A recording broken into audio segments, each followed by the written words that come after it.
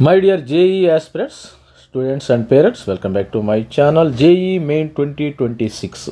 JEE Main 2026 ఎలా ఉంటుంది మరి 2025 వరకు కాంపిటీషన్ ఎలా ఉంది, కాంపిటీషన్ పెరుగుతుందా, మరి 23 టు 24 25 కాంపిటీషన్ ఎలా ఉంది, మనము 3 సంవత్సరాలు చూస్తే సరిపోతుంది అసలు కాంపిటీషన్ ఎలా ఉంది, మరి 26లో కాంపిటీషన్ ఎలా ఉండబోతుంది, దీని గురించి అనాలిసిస్ చేద్దాం. ప్రతి ఒక్కరు కూడా this is me Ravikumar sir from Dhagari academy. ప్రతి ఒక్కరు కూడా మన ఛానల్ లైక్ చేయండి, షేర్ చేయండి, సబ్స్క్రైబ్ చేసుకోండి. సబ్స్క్రైబ్ చేసుకుంటే ఏంటంటే ప్రతి ఒక్క పేరెంట్స్కి ఒక జనరల్ నాలెడ్జ్ అనేది రావాలి. ఇంపార్టెంట్గా నాలెడ్జ్ ఇంపార్టెంట్. ఇప్పుడు జేఈ ఏదో కోచింగ్ సెంటర్లో చేర్పించే అయిపోయిందని కాదు, మీరు ప్రతి ఒక్క పేరెంట్ కూడా నాలెడ్జ్ పెంచుకోవాలి. మీరు నాలెడ్జ్ పెంచుకుంటేనే రేపు మీ పిల్లలు ఏ ఐఐటీలో చేరాలో, ఏ ఎన్ఐటీలో చేరాలని మీరు ఒక డెసిషన్కి వస్తారు. మీరు వేరే వాళ్ళు చెప్పింది వాళ్ళు గుడ్డిగా వెళ్ళవద్దు. మీరు నాలెడ్జ్ పెంచుకుంటే ప్రతి ఒక్కరు కూడా మన ఛానల్ని అందుకనే సబ్స్క్రైబ్ చేయండి. ఎడ్యుకేట్ చేయడానికి మన ఛానల్ని పెట్టాను. స్టూడెంట్స్ ఎవరైనా రూరల్ ఏరియాస్లో ఉన్న వాళ్ళు కూడా మన ఛానల్లో ఎక్కువ మంది ఉన్నారు. రూరల్ అర్బన్ స్టూడెంట్స్ కానీ పేరెంట్స్ కానీ చెప్తున్నాను, మరి మన ఛానల్ సబ్స్క్రైబ్ చేసుకోండి. ఇప్పుడు కాంపిటీషన్ ఎలా ఉండబోతుంది ఒకసారి ఇది లాస్ట్ ఇయర్ 2025 మరి రాసిన స్టూడెంట్స్ సెషన్ 1 సెషన్ 2 ఏప్రిల్ సెషన్లో ఈ విధంగా ఎంతమంది రాశారు, సెషన్ 1 సెషన్ 2కి సంబంధించిన అప్డేటు. తర్వాత బోత్ సెషన్స్ మరి మనకేంటంటే జేఈ ఎగ్జామినేషన్ ఒక అదృష్టం అనుకోవాలి. ప్రతి ఒక్కరు కూడా చాలా లక్కమ్మ ఇది. ఎందుకంటే ఇది జనవరిలో పెడతారు, ప్లస్ ఏప్రిల్లో పెడతారు. ఏప్రిల్ పోతే జనవరి పోతే అసలు సీరియస్గా ప్రిపేర్ అయ్యే స్టూడెంట్స్కి కంపల్సరీగా వస్తుంది. జనవరికి అవుతుంది ఏప్రిల్ వస్తుంది, ఏప్రిల్కి అవుతుంది జనవరి వస్తుంది, నో ప్రాబ్లం, దానిలో నో డౌట్. ఇది పెద్ద అదృష్టం అనుకోవాలి. మనకి మొత్తము 14 లక్షల మంది, 14,75,103 మంది అయితే ఎగ్జామినేషను 2 సెషన్లో మరి అపియర్ అయ్యారు స్టూడెంట్స్ అనేవాళ్ళు. మరి వీళ్ళల్లో ఎంతమంది రానున్న 23, 24, 25 సంవత్సరాలు ఏ విధంగా ఉందో ఒకసారి చూద్దాం. మరి జేఈ 2026 ఎలా ఉండబోతుంది, మరి కాంపిటీషన్ చూస్తే ఎలా ఉండబోతుంది చూడండి ఒకసారి. మనకి జేఈ 23లో మనకి ఎంతమంది అప్లై చేశారు, 11,13,325. 24లో కొంచెం పెరిగిందంటే ఇది కరోనా టైం. 23, 21లో కరోనా టైం కాబట్టి 24లో 14 లక్షల మంది అంటే వాస్తవానికి వచ్చేసారు. కరోనా టైంలో ఎక్కువ మంది స్టూడెంట్స్ రాయాల జేఈ. మరి 24లో 14,15,110. తర్వాత 25లో చూస్తే 25లో 14,70,000. ఇక్కడ బాగా జంప్ అయింది, ఇక్కడ 3 లక్షల దాకా జంప్ అయింది. మరి అదేవిధంగా చూసినట్టయితే 24, 25లో మనకి ఎక్కువ ఏం పెరగలేదమ్మా. ఎక్కువ ఇప్పుడు 15కి 25కి మధ్యలో మనకు ఒక 60,000 దాకా పెరిగింది, ఒక 60K మాత్రమే పెరిగింది. అంటే ఇది పెద్ద నార్మల్ యాజ్ మన దేశంలో జనాభా పెరుగుతున్నారు, జనసంఖ్య పెరుగుతున్న కొద్ది కాంపిటీషన్ కొద్దిగా పెరగవచ్చు. ఎందుకంటే మా చిన్నతనంలో మరి ఐఐటి అనేది నా పదం ఎప్పుడు వినలా మేము, అందుకనే ఎంసెట్ అనేది మాకు తెలుసు. మేము పల్లెటూరు నుంచి వచ్చిన వాళ్ళు కాబట్టి, రూరల్ ఏరియాస్ బ్యాక్గ్రౌండ్ నుంచి వచ్చిన వాళ్ళం కాబట్టి ఎంసెట్ అనేది ఎక్కువ మందికి తెలుసు. అప్పుడు మేము జాయిన్ అయినప్పుడు 21 ఇంజనీరింగ్ కాలేజెస్ ఉండి ఆంధ్రప్రదేశ్లో మొత్తం 2 ఏపీ తెలంగాణ కలిపి. ఆ విధంగా ఐఐటి అనేది అంత అవేర్నెస్ లేదు అప్పుడు. అంటే మీడియా వచ్చేసింది, ఛానల్స్ వచ్చినాయి. ఇప్పుడు నేను కాకపోతే ఇంకోళ్ళు చెప్తారు, ఇంకోళ్ళు కాకపోతే ఇంకోళ్ళు చెప్తారు, మిమ్మల్ని గైడ్ చేస్తారు. మరి ఈ రోజుల్లో స్టూడెంట్స్ చాలా అదృష్టం అనుకోవాలి, వాళ్ళకి రిసోర్సెస్ ఎక్కువ ఉండి. చూసినట్టయితే ఇక్కడ క్వాలిఫైడ్ క్యాండిడేట్స్ మీకు 2.5 లక్షల మంది క్వాలిఫై అవుతారమ్మా ప్రతి ఒక్కళ్ళు. 2.5 lakhs ప్రతి సంవత్సరం వీళ్ళు మాత్రమే ఐఐటి అడ్వాన్స్కి వెళ్తారు, జేఈ అడ్వాన్స్ రాస్తారు. మరి అదేవిధంగా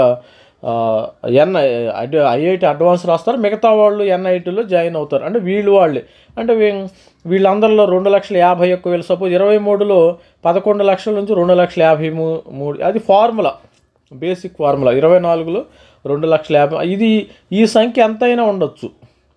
తర్వాత 25లో 2,50,236. ఈ విధంగా సపోజ్ జేఈ అడ్వాన్స్లో వీళ్ళు ఏం చేస్తారు, జేఈ అడ్వాన్స్లో వీళ్ళు జేఈ అడ్వాన్స్కి రాయాలి. ఈ జేఈ అడ్వాన్స్ స్టూడెంట్స్ 2,51,000 23లో 1,80,000 రాశారు, 24లో 1,80,200 రాశారు, 25లో 1,80,420 రాశారు. వీళ్ళల్లో క్వాలిఫై అయింది 23లో 43,000, 24లో 48,000, 25లో 54,378. సరే ఈ క్వాలిఫై అయిన వాళ్ళందరికీ సీట్స్ వస్తాయి అంటే రావమ్మ, గుర్తుపెట్టుకొని. ఈ క్వాలిఫై అయిన జేఈ అడ్వాన్స్ అందరు క్వాలిఫై అయ్యారు, ఓకే, నో ప్రాబ్లం. వీళ్ళకి అందరికీ సీట్స్ వస్తాయి అంటే రావు.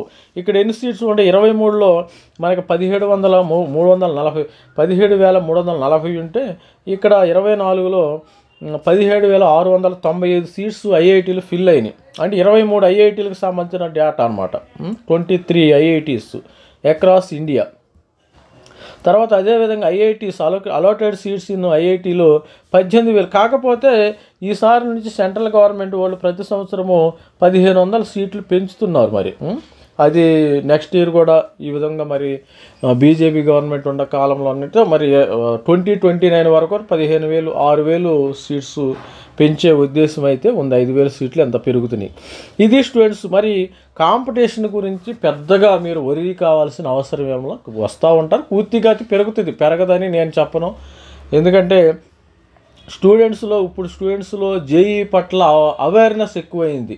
ఎందుకంటే ప్లేస్మెంట్స్ మెయిన్. సపోజ్ ఇక్కడ క్వాలిఫై ఉన్నారు, ఈ 2,50,000 మందిలో కొంతమంది ఐఐటీలకు వెళ్ళారు,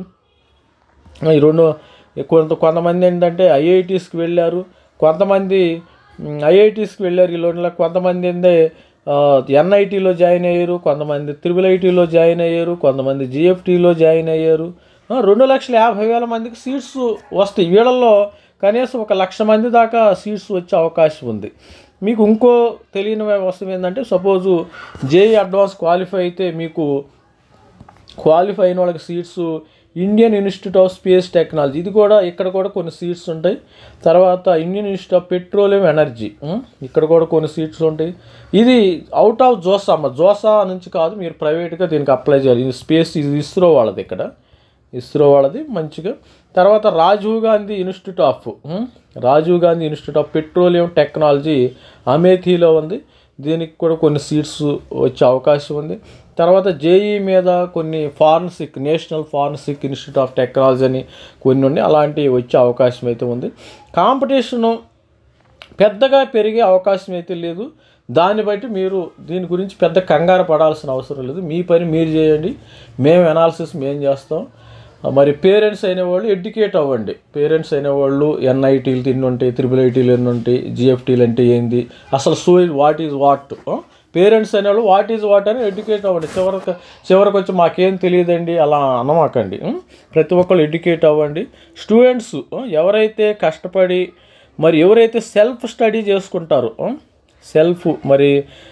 సెల్ఫ్గా బాగా ప్రిపేర్ అవుతారో వాళ్ళకి సీట్స్ వచ్చే అవకాశం ఉందమ్మా.